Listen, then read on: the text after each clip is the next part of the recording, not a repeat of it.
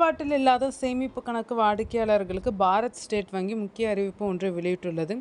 இந்தியாவின் முன்னணி பொதுத்துறை வங்கியான பாரத் ஸ்டேட் வங்கி பல லட்சக்கணக்கான வாடிக்கையாளர்களை கொண்டு நாட்டின் முதன்மையான வங்கியாக செயல்பட்டு வருகிறது. இந்நிலையில் பாரத் ஸ்டேட் வங்கி ஆகஸ்ட் 23 முக்கிய அறிவிப்பு ஒன்றினை வெளியிட்டுள்ளது. SBI வெளியிட்டுள்ள செய்திக்குறிப்பில் கூறியிருப்பதாவது: கடந்த 2 ஆண்டுகளில் எந்த பரிவர்த்தனையும் செய்யாததால் சில சேமிப்பு வங்கி கணக்குகள் செயலற்ற நிலையில் உள்ளனர்.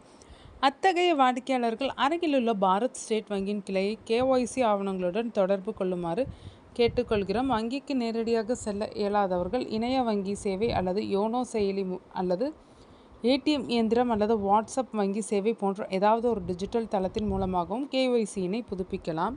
இந்த அறிவிப்பு வெளியான நாளிலிருந்து 1 மாதத்திற்குள் KYC புதுப்பிக்கப்படாத பட்சத்தில் 1 ஆண்டுக்கு மேலாக பரிவர்த்தனை மற்றும் இருப்பு தொகை இல்லாத வங்கி கணக்குகள் எவ்விதமான முன்னறிவிப்புமின்றி மூடப்படும் என தெரிவிக்கப்பட்டுள்ளது.